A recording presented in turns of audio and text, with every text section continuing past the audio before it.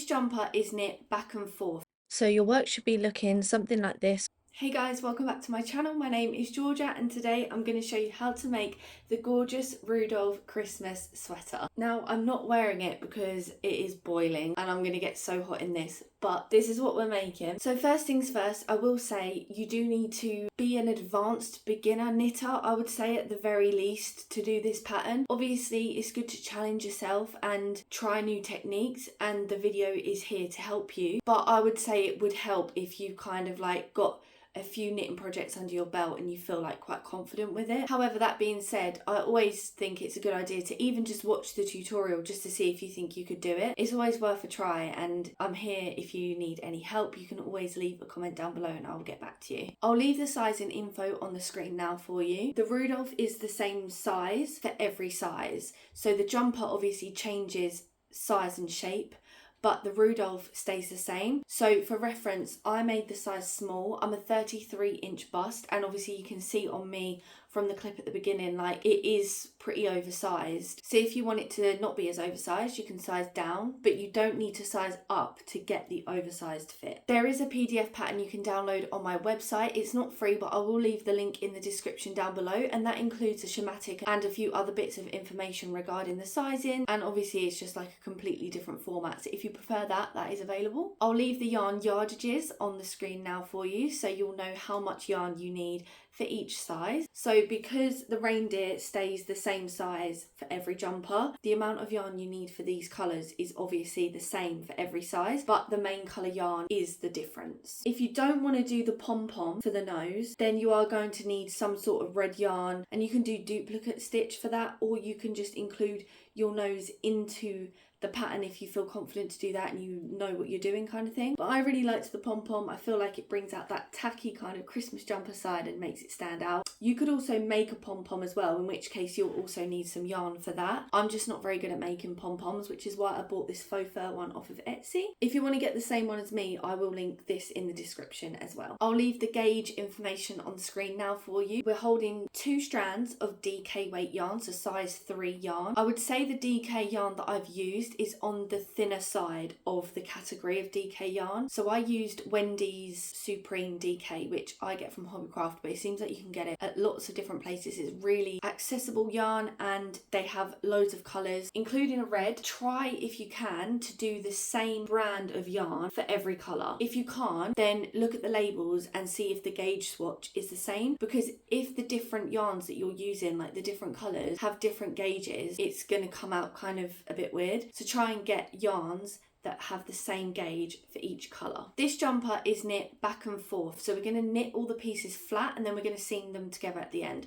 I know that isn't always everyone's preference, but because of the colour work, that is the easiest way to be able to do this without having like loads and loads of messy work on the inside.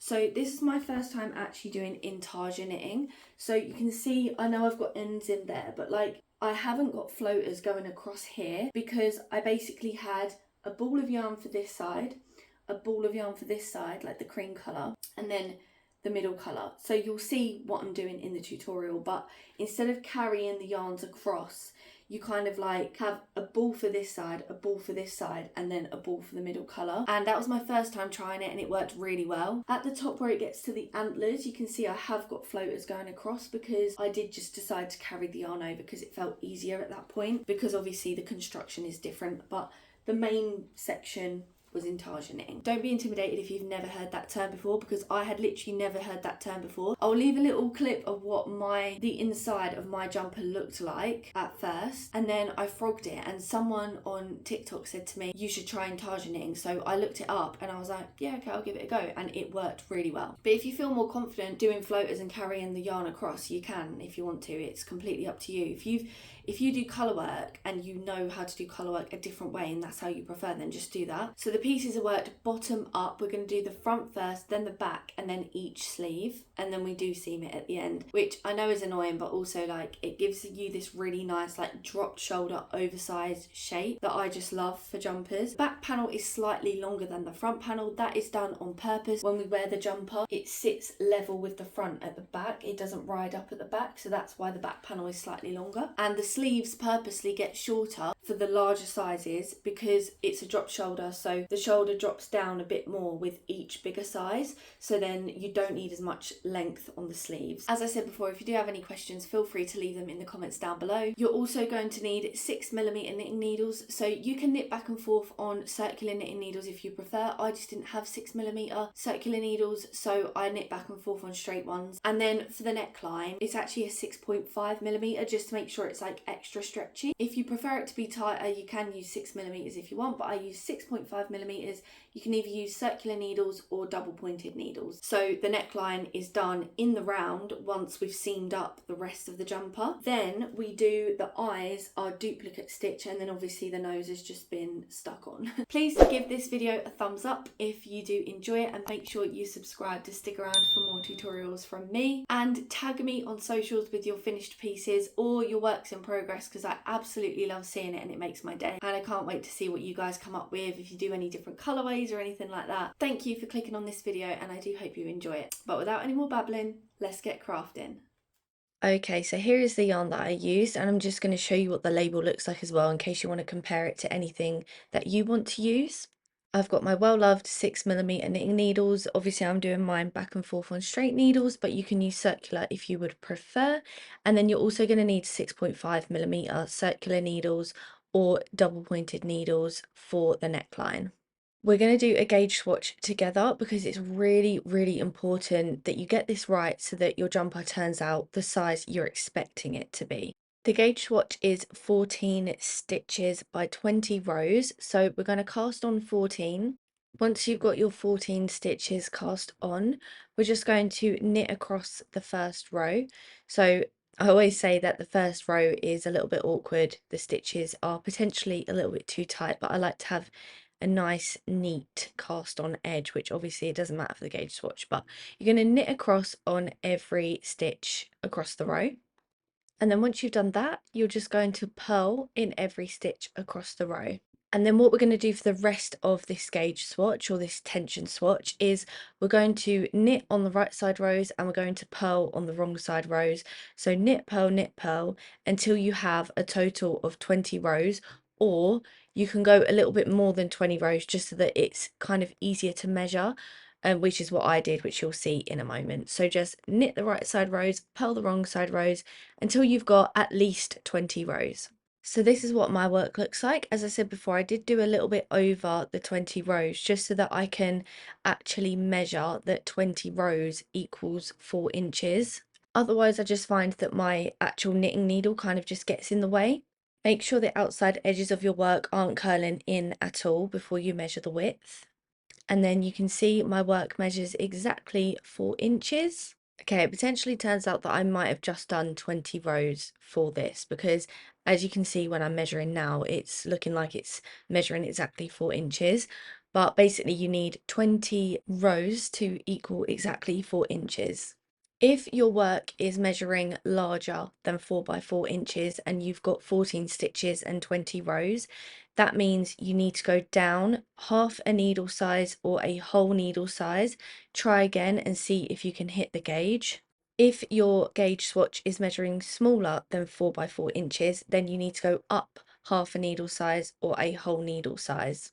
I've said it before and I'll say it again, if you don't get the gauge swatch correct, then your jumper won't turn out correct. It's as simple as that. Okay, so we're going to get started on the front panel with the reindeer. So obviously we're not going to do the reindeer yet, but we're going to do our cast on stitches.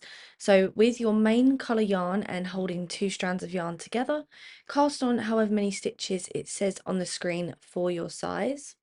So once you've got all your cast on stitches, we're going to do the ribbing. So for the ribbing, we're going to do knit 2, purl 2. So again, those first stitches on the first row can be a little bit awkward, but it will get faster. So I've just done knit 2 and now I'm doing purl 2.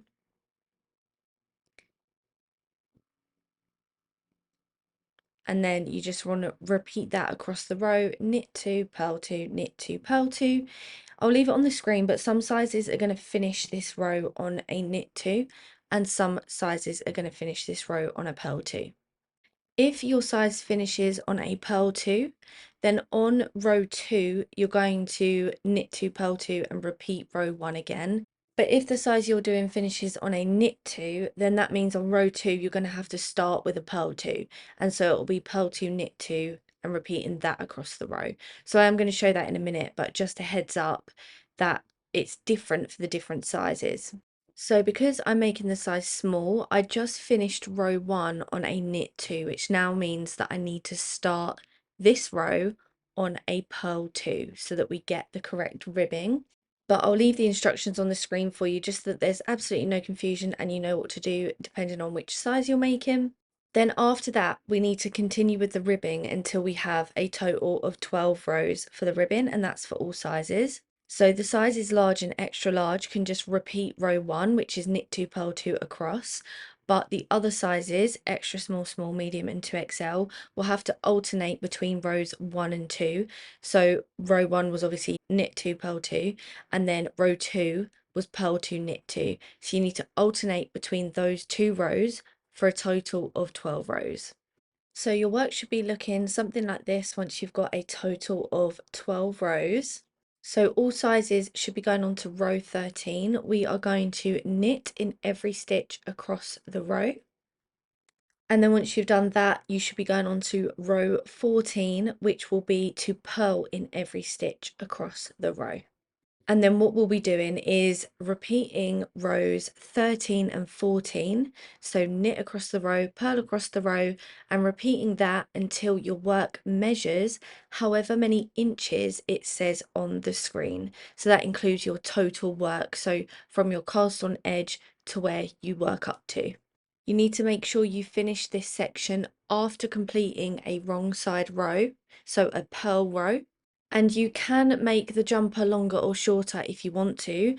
If you do want to, then now would be the time to do that.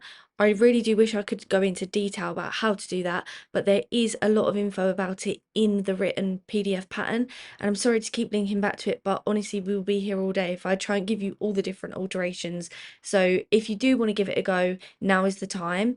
But yeah, like I said, there is more info in the PDF pattern. Now you may have noticed that mine's measuring 10 inches, and that would accommodate to the size large, and I'm making the size small, but I did actually end up having to go back and frog, so just ignore that and pretend that mine measures 9 inches.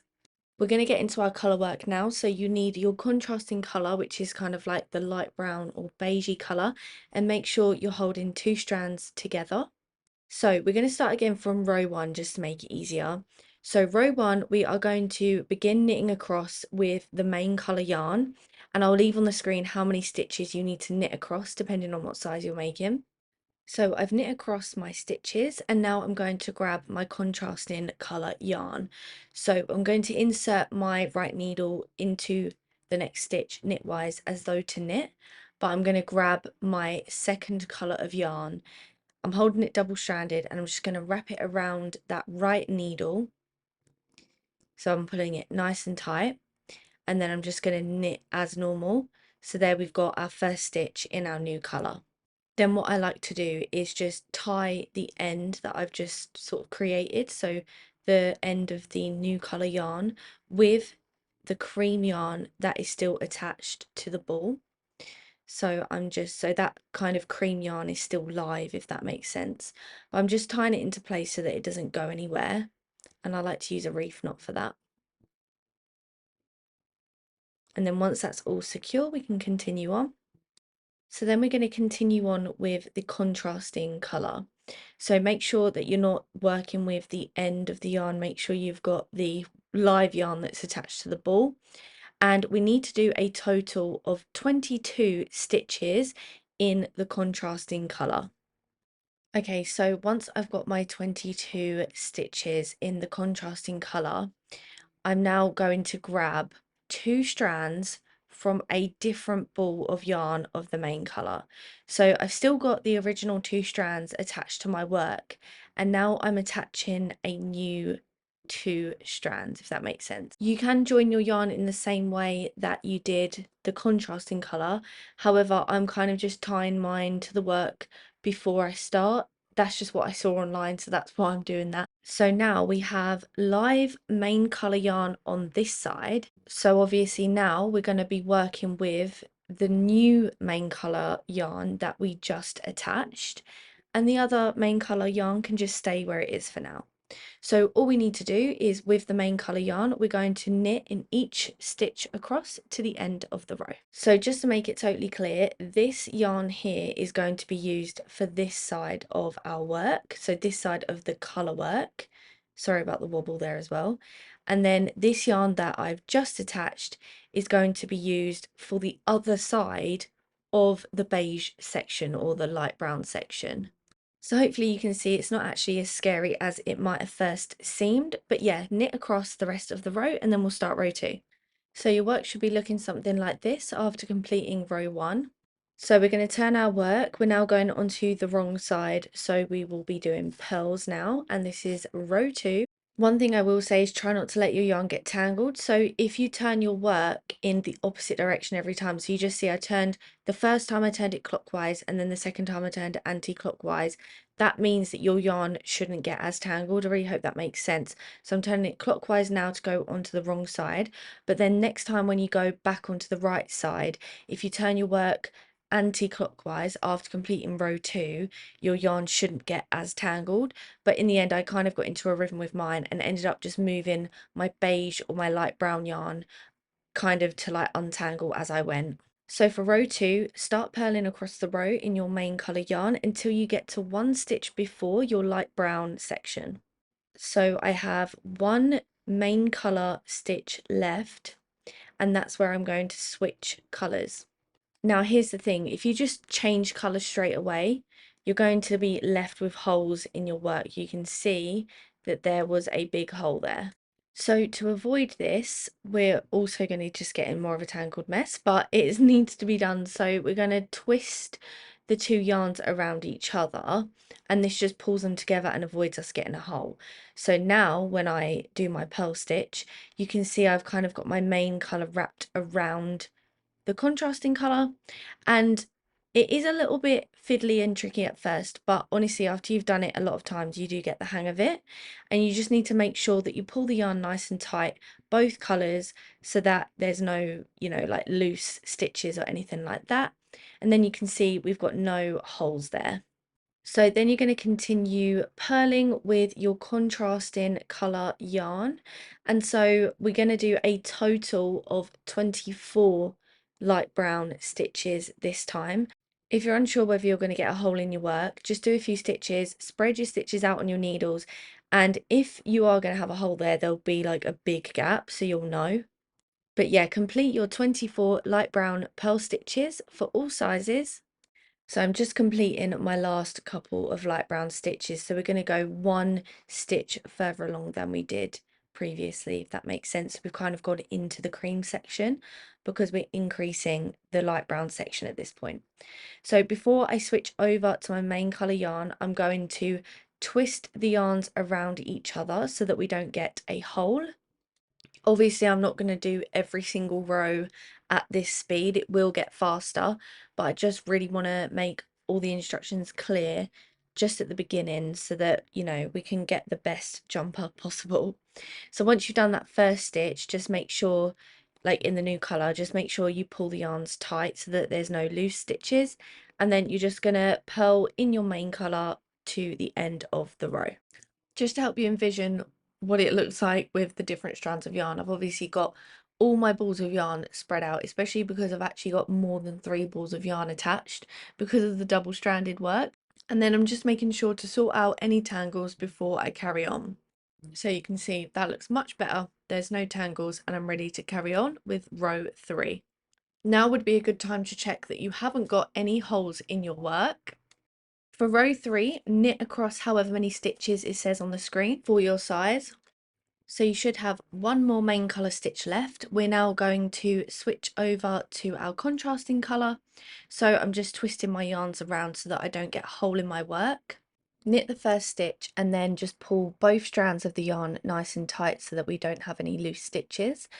And then what we're going to do is knit across in the contrasting colour until we've done a total of 26 light brown stitches. So I'm going one stitch into the cream section, if that makes sense, because that's what we're going to continue doing for this little section. So we're kind of making a diagonal line that creates the bottom edges of the reindeer. And so we're going one stitch into the cream section on each side on every row. And then I'm just twisting my yarns so I don't get any holes, and then we're going to continue with the main colour yarn until the end of the row, so just knit in every stitch until the end of the row. So row 4, we're on the wrong side. We're going to purl in each stitch across until we get to one stitch before the light brown colour work. So you'll have one main colour stitch left. You can see I've still got one main colour stitch left on my left needle. I'm going to twist the yarn so that I don't get holes, and then we're going to begin purling with the contrasting colour. Pull those strands nice and tight after you've done the first stitch, just so that you don't have any loose stitches. And I'm going to assume that you guys are going to remember to twist the yarns when you're switching colours, and also to pull the strands tight after your first stitch. I like to be really thorough with my tutorials, but I don't need to like go into that every single row. So I'm going to assume that you'll remember that by now. And you need to continue purling until you've gone one stitch into the main colour section. So I've reached the main colour, and I'm just going to go one stitch into that main colour with my contrasting colour. And then we're just going to purl with the main colour to the end of the row. So once you've done that and you've completed row 4, what you're going to do is kind of repeat this pattern that we've got going on until you've done a total of 10 rows for the colour work. So you're always increasing the colour in the middle out to the side by 1 on each side of the colour work. And all sizes want to do that until you've done 10 rows in total of the light brown colour. And here is what my work looks like once I've done that. So you can see we've got a steady increase on the edge of the colour work. It should be a nice straight diagonal line, and you should have that on either side. So now we're going to do the straight up portion of the reindeer. So this bit's pretty simple. So we're going to knit along however many stitches it takes for us to get to the colour work. So I've got one more stitch to do until I get to my colour work section, or my light brown section. Okay, I know I said I would stop saying about twisting the yarns, but it's actually really important for this bit. When you're going straight upwards, especially if you're not doing the intarsia method and you're going sort of like you're doing the floaters in the back, then you also need to be twisting the yarn so that you don't get holes, because it will leave a huge gap otherwise. So I've switched over to my contrasting colour yarn, and I'm going to do the same amount of colour work stitches that I did in the previous row. So we're not going out to the side with the colour work anymore, we're going straight upwards, so it's the same amount of stitches as the previous row. So I'm still on row 11. You can see that I've got one more stitch of the colour work to do, and then I'm going to switch over to my main colour, and then I'm going to knit in the main colour yarn until the end of the row. So then once you've done that, you're going to do the same on the purl rows as well. So when you turn to the wrong side, you're going to purl in the main colour until you get to the contrasting colour, and then you'll do the same amount of stitches in the contrasting colour as you did on the previous row, and then you'll switch back to the main colour and then purl in the main colour to the end. So you're going to repeat this, knitting on the right side rows, purling on the wrong side rows, keeping the colour work stitches the same until your colour work is a total of 38 rows. So that includes all the rows that we've already done. So it'll be a total of 38 rows. And I'm halfway through my last row, but you can see what my work is looking like. So now that we've gone straight upwards for the reindeer, we now need to slant diagonally inwards again to create the head shape to then prepare to do the ears.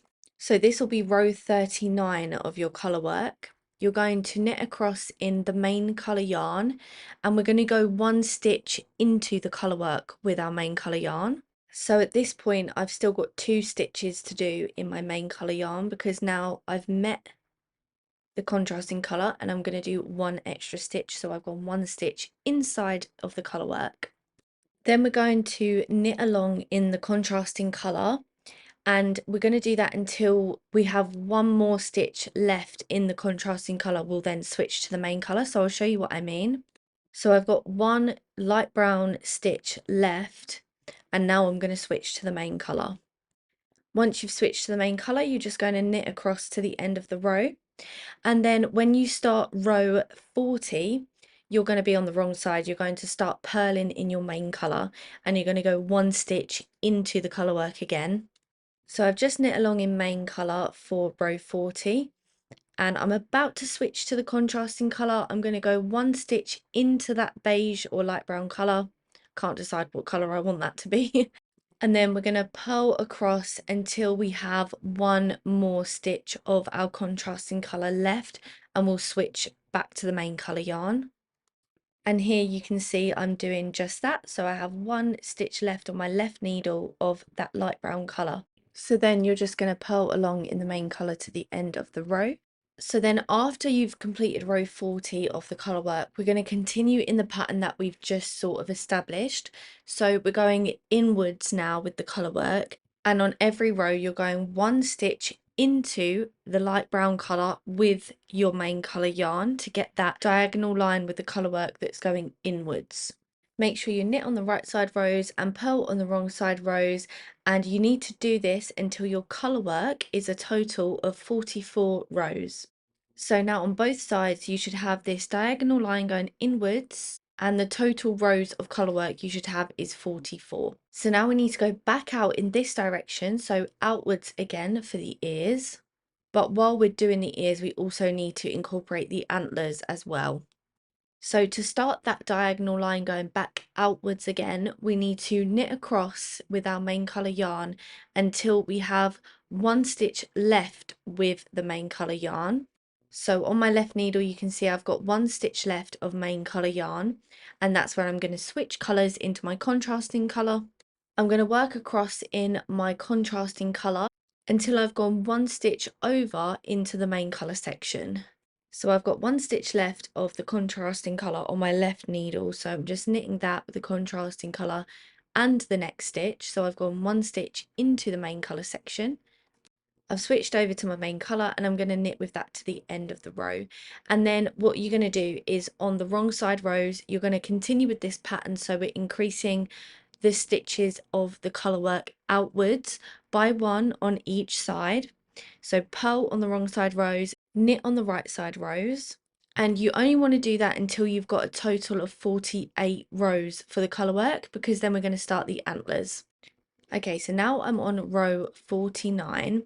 So I've just knit across in the main colour, and we're still increasing out to the side for the ears. So I've got one main colour stitch left on my left needle, and I'm going to switch to my contrasting colour because we still want to be increasing one stitch of the colour work out to the side on each side for every row, but we also need to include the antlers. So once you start your contrasting colour, you need to do 12 stitches with the contrasting colour. Once you've done those 12 stitches in the contrasting colour, grab 2 strands of your dark brown. So join the new colour however you prefer. This is just the way that I kind of prefer doing it. And with this brown yarn, I will just be carrying it and having floaters in the back. So I'm not doing fully like intarsia knitting for the brown, because I just think it'll be too many strands, it'll be too complicated. But I'm just tying that brown yarn into place. You can see I've already done one knit stitch in the dark brown, which is on my right needle, and then I'm going to do a second stitch in that brown, dark brown yarn. And then we're going to switch back to the contrasting colour, so the light brown yarn, and you see I just carried it over the dark brown because it's only 2 stitches. And then we need to do 10 stitches in the light brown yarn.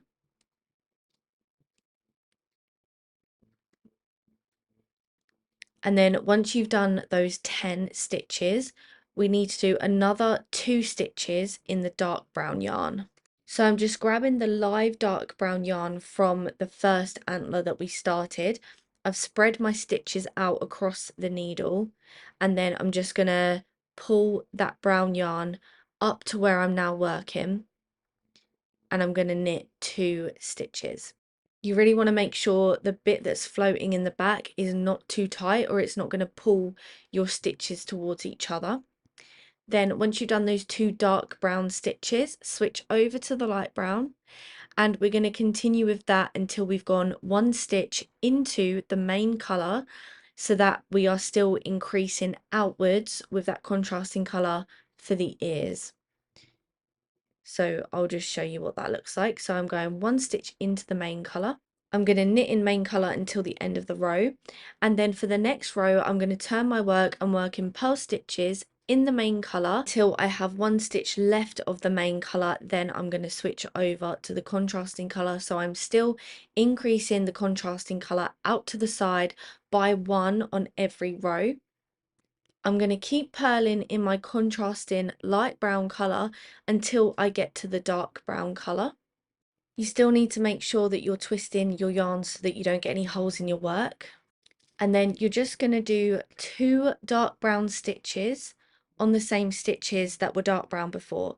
So you don't need to do any more or any less, just 2 dark brown stitches on the same as the dark brown stitches that you did on the previous row, if that makes sense.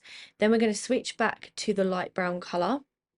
We're going to purl in that light brown colour until we get to the next 2 dark brown stitches, and then we'll do the same again. So when you get to the dark brown stitches, just do 2 more dark brown stitches on the same stitches as they were last row. So I'm just doing my 2 dark brown stitches here, and because we're carrying the yarn, we're just making sure that our stitches are spread out nicely on the needle so that it doesn't end up pulling our jumper or our stitches close together. And I know it's annoying, but I'm still twisting my yarn every time I switch colours just because it's not worth having holes and gaps in your work. And then once you've done the 2 brown, dark brown stitches, you're going to switch back to the light brown colour. You're going to purl across in the light brown colour until you go 1 stitch into the main colour, because we're still increasing for those ears.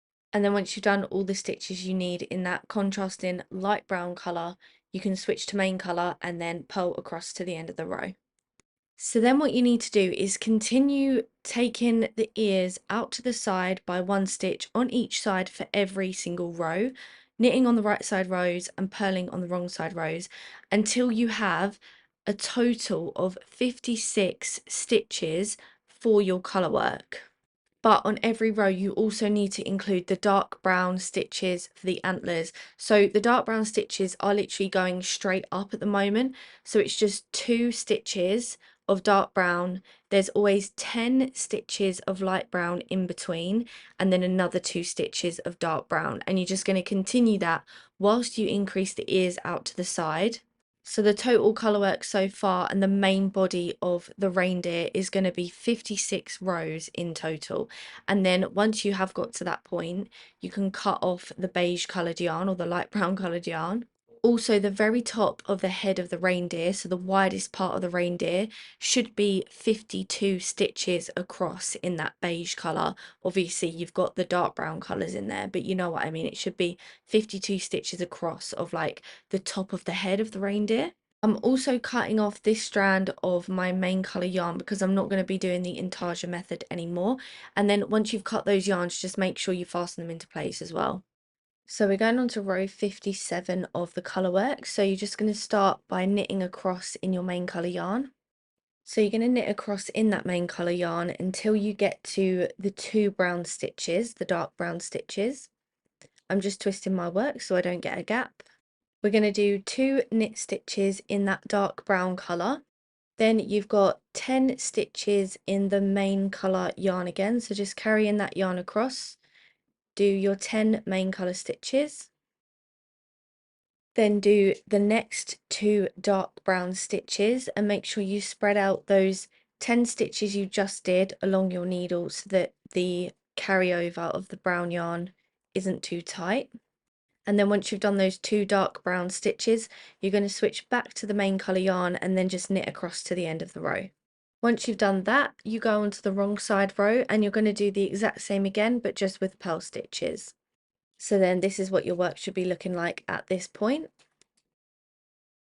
Going on to row 59 of the colour work, start by knitting across in your main colour yarn. You're going to switch over to the dark brown yarn 4 stitches before you get to the dark brown stitches from the previous row.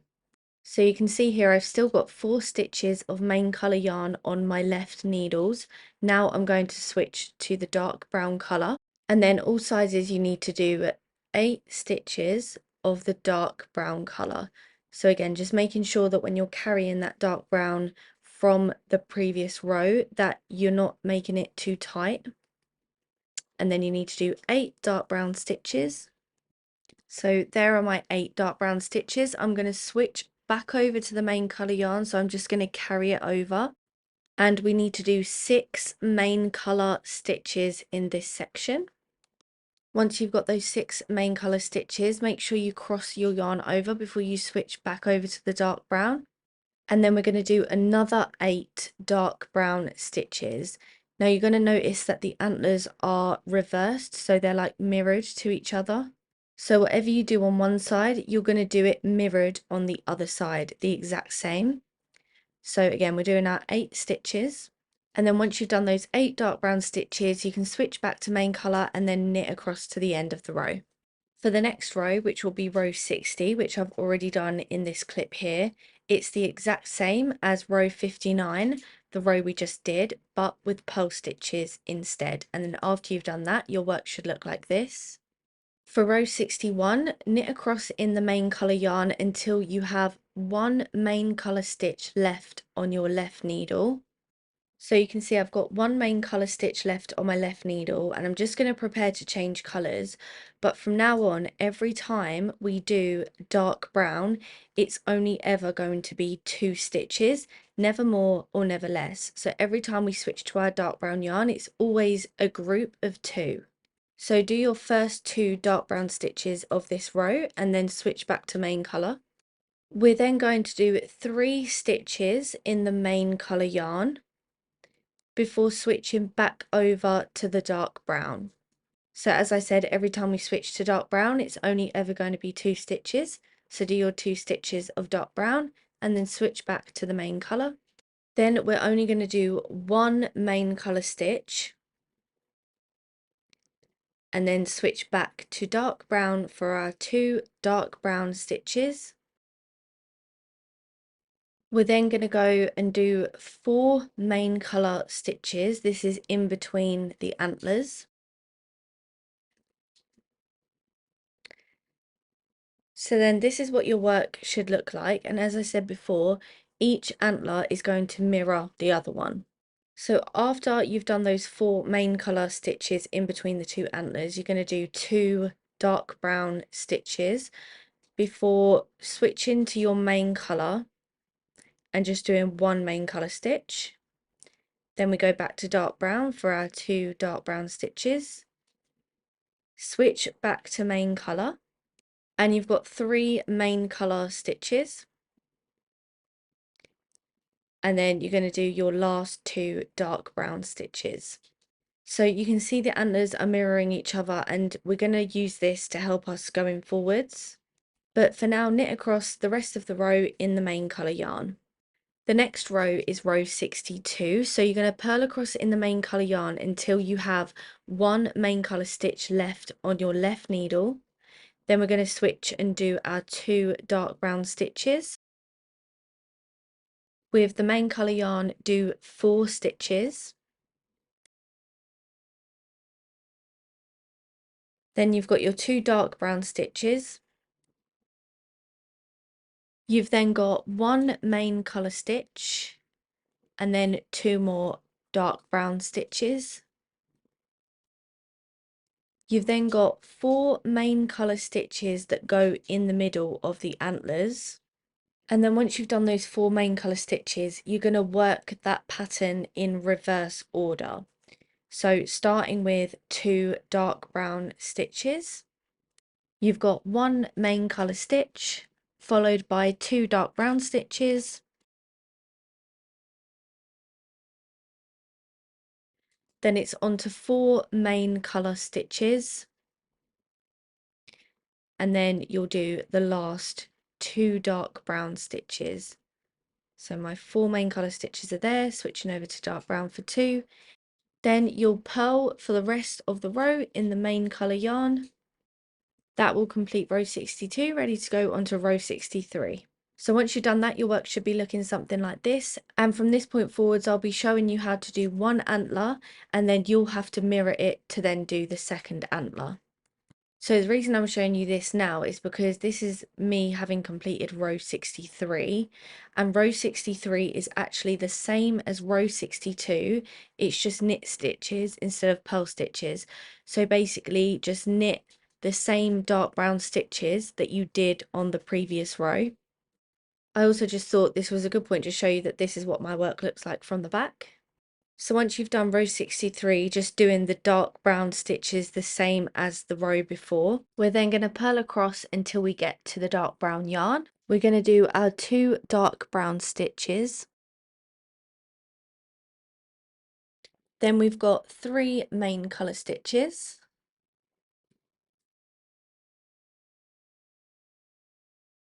Followed by our next 2 brown stitches. Then we've got 3 main colour stitches.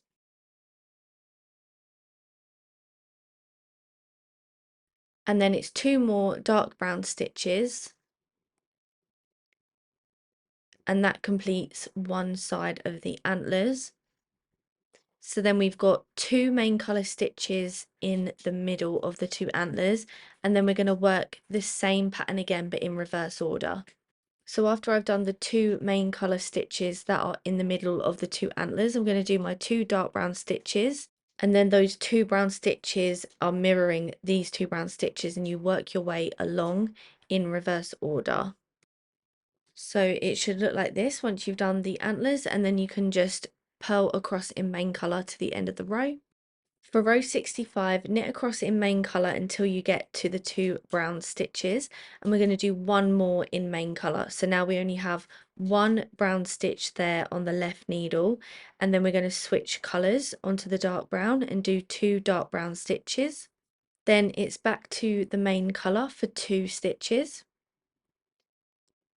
Back to dark brown for 2 stitches. And then you've got 3 stitches with the main colour. Back to dark brown for 2 stitches. And then that completes one side of the antlers. We've got 2 main colour stitches in the middle, and then we'll work the antlers again in reverse order. Once you've worked the pattern of the antlers the same as you've just done but in reverse order, you can then knit in the main colour to the end of the row. For row 66, you want to purl across in the main colour until you get to the dark brown yarn, and then we're going to do 2 dark brown stitches in the same place that we did for the row before. Then you've got 2 stitches in the main colour. Then you've got the next 2 dark brown stitches. Then it's 2 main colour stitches, followed by 2 dark brown stitches. So that completes the antlers for one side. We're going to do 4 main colour stitches in between the 2 antlers, and then you'll start adding in the dark brown again in the same pattern, just in reverse order. Once you've done that, you can purl across in the main colour to the end of the row, and that will complete row 66. And at this point it will look like you've got a couple of pitchforks. For row 67, the placement of the dark brown stitches is the same as the row before, so just repeat the row again, but with the knit stitches instead of purl stitches. For row 68, purl across in the main colour until you have 1 main colour stitch left on your left needle, and then you want to go and do your 2 dark brown stitches. We've then got 2 stitches in the main colour yarn, followed by 2 dark brown stitches. Then we have 3 main colour stitches, and then you've got your last 2 dark brown stitches for this side of the antlers. You then need to do 4 main colour stitches before working the same antler pattern again but in reverse order. And again, once you've completed that, you can purl across to the end of the row in the main colour yarn. Your work should be looking something like this, and the antlers should be symmetrical. So for row 69, if you knit across the row in the main colour yarn until you have one main colour stitch left on your left needle, and then you're going to switch to the dark brown colour and do your 2 stitches. You're going to do 2 main colour stitches, followed by your next 2 dark brown stitches. Then it's another 3 stitches in the main colour yarn.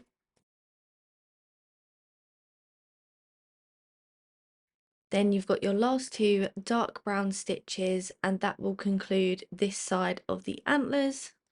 You've got 6 main colour stitches to do, and then you'll be repeating the antlers again in reverse order so that they are symmetrical. Then you can knit across the rest of the row in the main colour yarn. So for row 70, you're going to purl across in the main colour yarn, and you can actually purl across until you get to these 2 brown stitches here.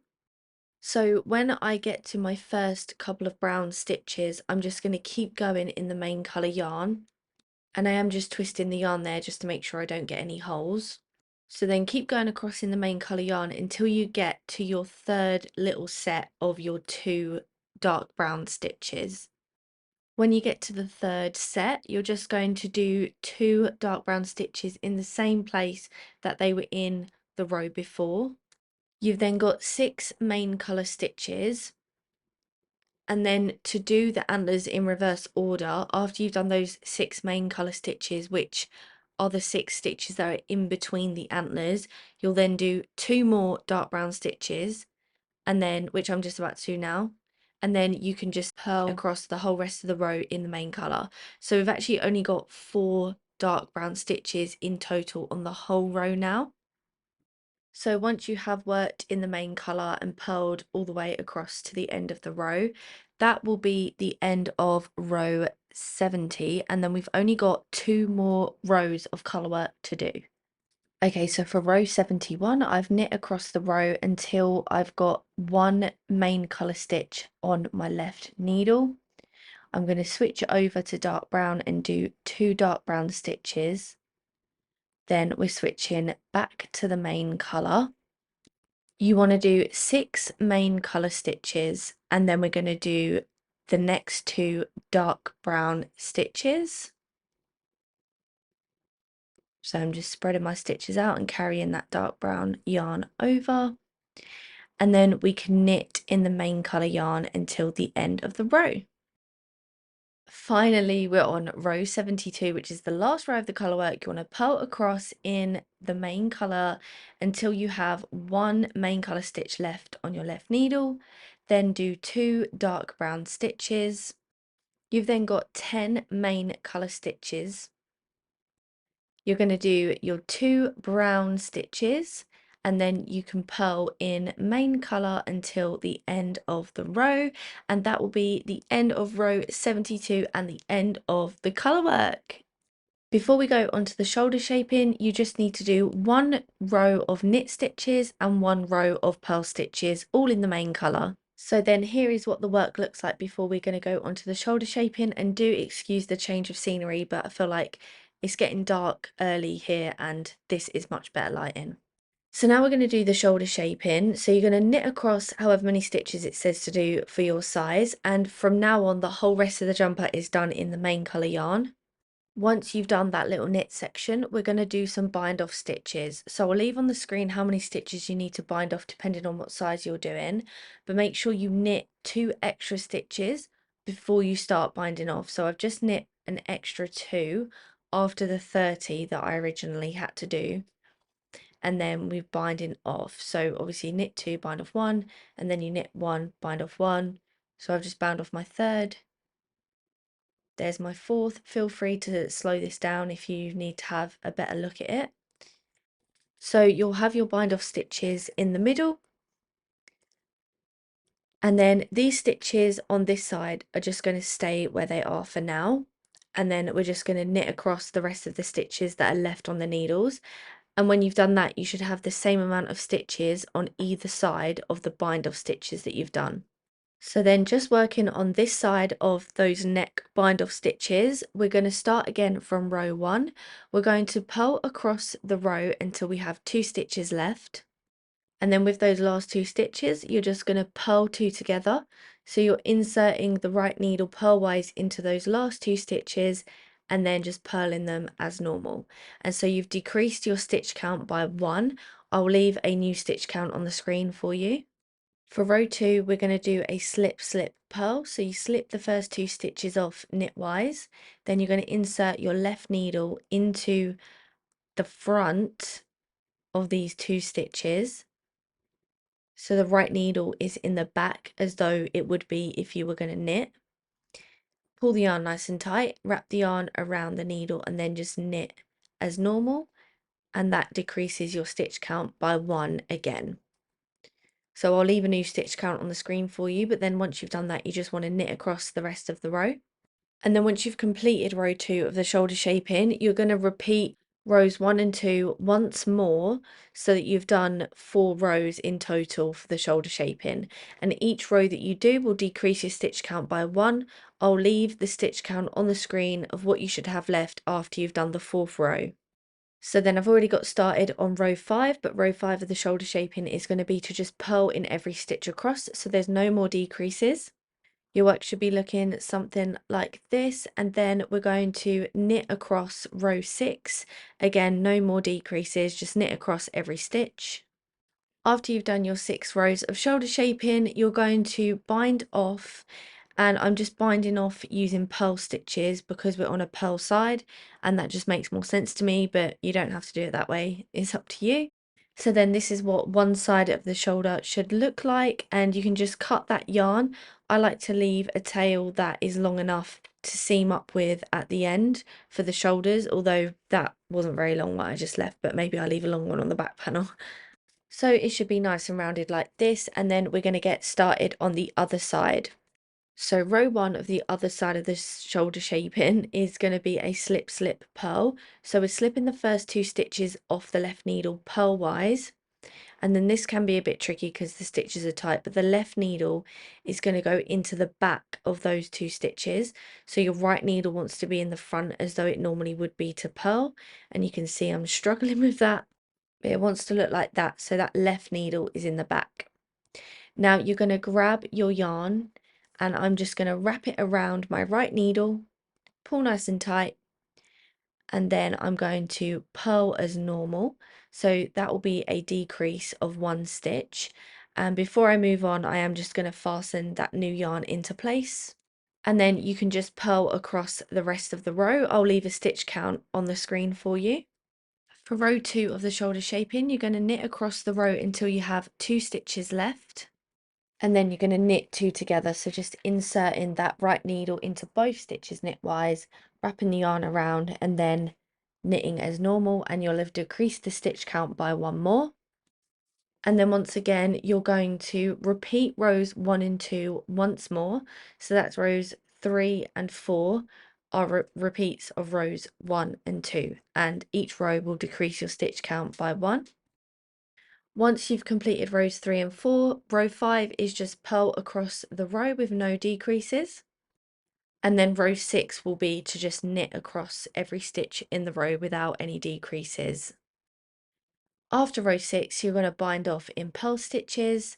And then once you've gone across the row, binding all of them off, you can just fasten the yarn into place, and that'll be the front panel all complete. Finally, the rest of it seems a lot faster after you've done that, trust me. Here's what she looks like in all her glory. Don't worry if the edges are kind of curling inwards or folding over, because that will all get sorted out. Moving on to the back panel, we are going to do our cast on stitches. So start off with a slip knot and then cast on however many stitches it says on the screen. These parts of the back panel instructions are the same as the front, but I just wanted to kind of remind you because obviously it was ages ago. So we're going to do the ribbing. So it's knit 2, purl 2. You're going to repeat that across the row. Remember, some sizes are going to finish on a knit 2 and some sizes are going to finish on a purl 2. Row 2 of the ribbon will be different for the different sizes. So some sizes are going to start with a knit 2 and some sizes are going to start with a purl 2. Whichever you need to do for your size, repeat that across the row. And then you need to continue with the ribbing until you have a total of 12 rows for the ribbon. So I'll leave the instructions on the screen for you regarding the different sizes. Once you've completed those 12 rows of ribbon, all sizes are going to knit across the row. So this is row 13 and this is a right side row. We're going to knit in every stitch across. And then for row 14 and all wrong side rows, you're going to purl in every stitch across. And you're just going to keep repeating that. So knitting on the right side rows, purling on the wrong side rows until your total work, including the ribbon, measures however many inches it says on the screen. So hopefully you enjoyed that nice easy knitting session after the front panel that we did. And this is what my work looks like now. So I'm just going to measure it. We're going to do some shoulder shaping. So we're going to knit across however many stitches it says on the row for your size. So we've got those stitches there, and then we're going to bind off some stitches. So remember to knit 2 more and then start binding off. And I'll leave on the screen how many you need to bind off for your size. So we've got our bind off stitches in the middle there, and then the rest of the stitches you just need to knit across the rest of the row, and you should have the same amount of stitches on either side of those bind off stitches. So now just working on this side and starting again from row 1, we're going to purl across until we have 2 stitches left, and then in those last 2 stitches you just need to purl 2 together. That will decrease the stitch count by 1. For row 2, we're going to slip, slip, knit. So that left needle goes into the front of the 2 stitches and then just knit them like normal. Again, that will decrease the stitch count by 1, and then you're going to knit in each stitch across the rest of the row. After you've completed row 2, you need to repeat rows 1 and 2 once more. So that'll be rows 3 and 4 are just repeats of rows 1 and 2. The work should be looking something like that, and then on the 5th row we're going to bind off in purl stitches. So you've only done 4 rows of shoulder shaping, and then on the 5th row just bind off. Moving straight onto the other shoulder, we're going to do a slip slip purl. So remember that left needle goes into the back of these 2 stitches. Wrap your yarn around that right hand needle, purl as normal, and then you're going to fasten that yarn into place. That will decrease the stitch count by 1, and then we're going to purl across the rest of the row. For row 2, you're going to knit across the row until you have 2 stitches left, and then in those last 2 stitches you're going to knit 2 together. Again, that will decrease the stitch count by 1. And then for rows 3 and 4 of this shoulder shaping, you're going to repeat rows 1 and 2 once more.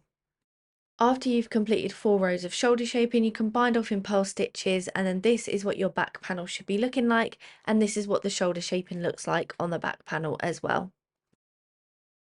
Okay, so onto the sleeves. Start off with a slip knot, and then we're going to do our cast on stitches, and I'll leave on the screen how many you need to do. Once you have your cast on stitches, we're going to knit across the row, and that's going to be for all sizes. For row 2, we're going to purl across the row. And so that means that all right side rows are going to be knit stitches and all wrong side rows are going to be purl stitches. That also means that all right side rows are odd numbers and all wrong side rows are even numbers. So for example, row 1 is odd and it's a right side row, which is a knit stitch. And then row 2 is even and it's a wrong side row, so it's a purl stitch. And that's going to stay the same throughout. Okay, now I need you to ignore the fact that I've done like 10 rows. I'm going to show you what a decrease row looks like. And then this part of the tutorial is going to be slightly different to what we've done so far, because otherwise this tutorial is going to end up being like 2 hours long, and I don't think that's actually necessary. So basically I'm going to show you what a decrease row looks like, and then I'm going to tell you which rows you will need to decrease on. So you can see on my right needle, I've already done 1 knit stitch. So for every decrease row, you're going to knit the first stitch. Then we're going to do a knit 2 together. So you're inserting that right needle into the next 2 stitches knitwise, and then knit them as normal. That decreases the stitch count by 1. Then you're going to knit across the rest of the row until there are 3 stitches left. When there are only 3 stitches left on the row, you're going to knit 2 together, just the same as we did before. and then you're going to knit the very last stitch. Every time you're supposed to do a decrease row, that is what you need to do. And every decrease row is going to decrease your stitch count by 2. All other rows that are not decrease rows will just be knit across on the right side and purl across on the wrong side. I used a stitch marker to help me know which row I'm on. So that stitch marker is on row 11 because I did a decrease row on row 11. I will leave all the instructions on the screen for you. If you do get stuck, feel free to leave a comment and I can help you. So once you've done all of that, your sleeve should be looking something like this. It should have a very gradual sort of tapering in effect. So you should have just done a decrease on a right side row. Before we do the ribbon for the wrist, you just need to do a purl row. So no decreases, just purl across so that we can start the ribbon on a right side row. So just like before, we're going to knit 2 stitches and then purl 2 stitches. Repeat that across the row. Some sizes will end on a knit 2, some sizes will end on a purl 2. So depending on how you finished row 1 of the ribbon, you might need to do purl 2, knit 2, which is what I'm doing, or you might need to do knit 2, purl 2. So just like before, some sizes are going to be knit 2, some sizes are going to be purl 2. I'll leave it on the screen for you. So for all sizes, the sleeve has 12 rows of ribbing in total. So obviously, depending on your size, you're going to either repeat row 1, so knit 2, purl 2, repeat that across every row until you have a total of 12 rows for the ribbon. Or for those other sizes, you're going to alternate between rows 1 and 2. So row 1 is knit 2, purl 2, row 2 is purl 2, knit 2, and repeat those 2 rows until you got a total of 12. Once your sleeve looks something like this, you can bind off. So I just bound off with knit stitches, but if you want to follow the ribbing pattern and bind off that way, it's completely up to you.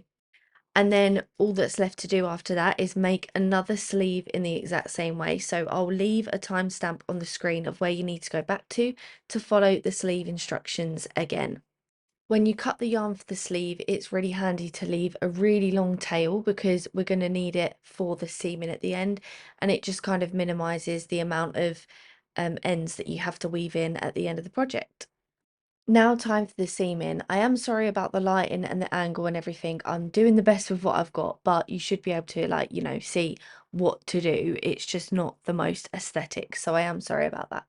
But what you're going to do is place your front and your back panels down on the ground or wherever you can do it, on your bed or whatever you want to do. And you want to have the right side facing down towards the floor and the wrong side is facing up. And you want to line up your shoulder seams so that the tops of the shoulders are lined up together. We are going to seam up the bind off edges that we did for all 4 of the shoulder shaping sections. So use one of your long tails and your yarn needle, and you want to just thread that tail into the yarn needle, and then we're going to close up that edge that I was just holding up there. So you can use whichever seaming technique you prefer. This is just the way that I do it, and I would just suggest taking your time for this bit, because if you rush this bit, as much as like you want to rush it, it can be the difference between something that looks really professional and like really handmade. So feel free to slow this down if you want to see it kind of more clearly and in more detail. I did turn the light on, but it felt like the shine in the yarn was kind of just reflecting back at me, so it was actually harder to see with my extra lights on. So hopefully you can see what I'm doing there, but this is kind of what it should look like on this side, and then this is what it will look like on the flip side. So that's why you want to have the wrong sides facing out so that the kind of more unneat side is going to end up on the inside when you're wearing it. And then you just need to work along this shoulder section. So just closing up that gap, try and keep it level and as neat as you can. And then you also need to do the same on the other shoulder. So once I've worked across, this is going to be the side that you can see when we're wearing it, and this is the side that's underneath. At this point, you can try it on if you want to and see if you're happy with everything. You can always alter it now if you're not, because it'll be easier to do it now than it will in the future. So now we're going to add the sleeves. So you can see I've laid my work out again as we did before. The shoulders are now attached. We've still got the wrong side facing up, and that goes for the sleeve as well. So you want to place your sleeve so that it's perpendicular to the body of the jumper. So you want to measure the widest part of your sleeve, which will be the cast on edge. So mine measured 19 inches, and half of 19 inches is 9.5. So from the shoulder seam that we created just now, I'm going to measure down the front panel 9.5 inches, and I'm going to put a stitch marker there. And then I'm going to do the same down the back panel and put a stitch marker there. So you want to measure your sleeve, divide the number by 2, and then that number that you've got when you divide it by 2, you just need to measure from the shoulder seam down the front panel, mark it with stitch marker, and then down the back panel and mark it with stitch marker. So now the distance between my 2 stitch markers is 19 inches because that is the width of my sleeve. Once you've done that, you then need to shift everything towards the back panel by 1/2 inch. This is because the back panel is longer than the front panel, and so if we leave it as it is now, it will be wonky when it comes to doing all the rest of the seaming. So you need to move both stitch markers 1/2 inch towards the back panel. And then once you've done that, you can actually attach the sleeve to the stitch markers as well. And then that will just help you seam the sleeve to the main body. And we'll be using the same technique as we did before, wrong side facing up. Use your yarn and your yarn needle, and you're going to attach the sleeve to where the stitch markers are. And you can see I'm just showing you there that we're going to be closing up that gap. And you just need to try and make it as neat as you can. Take your time. Make sure that you spread the sleeve out evenly across, the gap where the stitch markers are. Make sure you do the same for the other sleeve, and when you do, just make sure that you shift that sleeve 1/2 inch towards the back panel, which will probably be in the opposite direction. And that is what my sleeve looks like on the right side once it's been joined. It's not perfect, I'm not going to lie, but it's good enough for me. To make things easier when joining the second sleeve, I just folded my work over, and then I just kind of marked where the sleeve starts and finishes on the other side, and just kind of used that as a guide of where to then put my stitch marker. So I literally just moved it from one side of the jumper to the other using this fold over method. It is kind of cheating. You can and probably should measure it out again, but if you're being lazy like me, this worked absolutely fine for me. And then join the sleeve in the same way.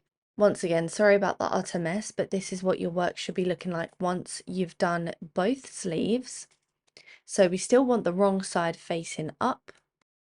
You're going to fold your jumper across the shoulder seams here, and then you want to lay it out and kind of line it up as though it would be what it looks like when it's finished. So I'm just lining up the sleeves, lining up the body. Wrong side is still facing out. Using those long tails that we left, we're going to start at the wrist edge, work our way up the sleeve to the armpit and down the body. And then we're going to do the same on the other side. So I've just started at the wrist edge where the cuff is going to be. And again, just take your time. This is how I did mine. And you really want to make sure that the ribbon lines up as well. So you don't want it where like the ribbon is going to look wonky kind of thing. I don't know if that makes sense. It's currently 20 to 1 in the morning because I'm trying to get this finished before the release date tomorrow. So forgive me if I sound a little bit croaky and higgledy-piggledy. If this is too thorough or not thorough enough, please do let me know, because I honestly don't know like if I'm putting in too much detail, but obviously I want it to be accessible for everyone. So sorry if it seems like I'm just yabbering on, but I want everyone to be able to complete the jumper. So this is what we've got so far, and the back of the jumper should be sitting nice and level with the front of the jumper. Time to do the collar. So I'm going to be switching to my 6.5mm circular knitting needles. You can use double pointed needles if you'd like. You can also do this with 6mm needles. It's just that I prefer the look when I size up half a needle size or a whole needle size. So we're going to be starting somewhere in the middle back. We also want the right side facing out now. So I'm just attaching a new piece of yarn and I'm going to be picking up stitches. So that's my first stitch picked up. We're going to skip the next stitch and then go into the one after. And I'll leave on the screen how many stitches you need to pick up around the neckline for your size. And it's basically every other stitch. So I'm kind of skipping one stitch and going into the next one. And even when we go kind of up the edges and the sides of the neckline, it still is kind of spaced out as though you're doing every other stitch.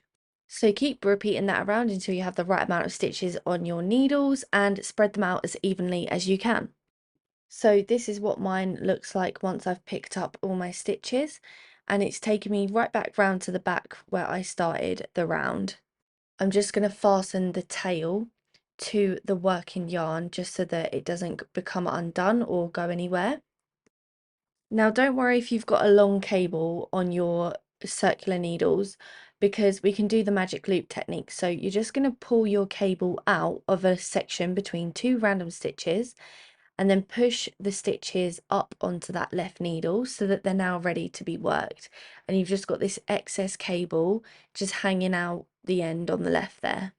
We're going to work the stitches on the left needle like we normally would. I'm also going to place a stitch marker on my right needle just to mark the beginning / end of the round. And then we're going to knit 2 stitches. And then it's purl the next 2 stitches. And we're going to continue to repeat that around the neckline. Knit 2, purl 2, repeat it all the way around. So once you've worked all the stitches on the left needle, it will then become free, and then you just need to pull the cable in between 2 stitches again. So I've gone maybe 10 stitches along, I've pulled the cable out, pushed those stitches up onto the left needle, and then I'm just going to continue working as normal, and you just keep doing that. So that's your little trick there if you've got a long cable. So you're just going to continue knit 2, purl 2 around every single round until you have a total of 12 rounds for the neckline.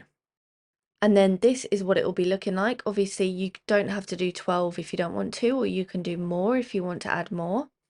Now, this next part is really important. So we're going to do a stretchy bind off. If you don't do this stretchy bind off, you won't be able to get this over your head. Trust me, I've learnt this the hard way, not on this project, but on previous projects. So the first 2 stitches are knit stitches. So we're going to knit the first 2 stitches, and then I'm going to insert my left needle into the front of both those 2 stitches, and I'm going to knit them together as normal.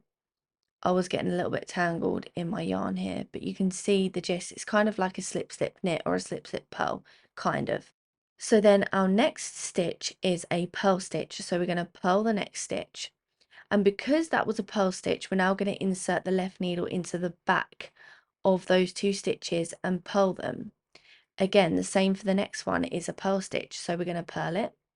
Then we're going to insert the left needle into the back of those 2 stitches and then purl them together. Now we're going to knit the next stitch because the next stitch is a knit stitch. Left needle goes into the front of the 2 stitches and you knit them together. Knit the next stitch because it's a knit stitch. Left needle goes into the front of those 2 stitches, so it's kind of like, you know, it mimics a knit stitch. Then we got a purl stitch, so we're going to purl the next stitch, and that means that left needle goes into the back because we're mimicking a purl stitch.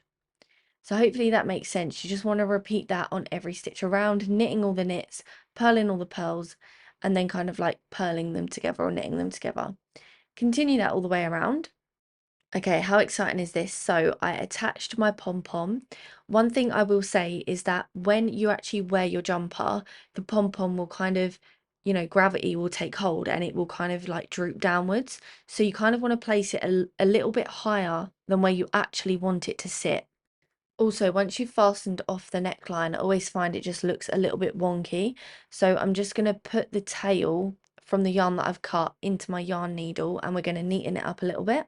So I'll kind of just insert my needle into the first knit stitch so that it just makes it all level and lines it up nicely. And I'll do that a couple of times and then I'll just fasten it into place, and that way it just looks a lot straighter and a lot neater. Now, the last step is to duplicate stitch the eyes if you didn't add them during the colour work.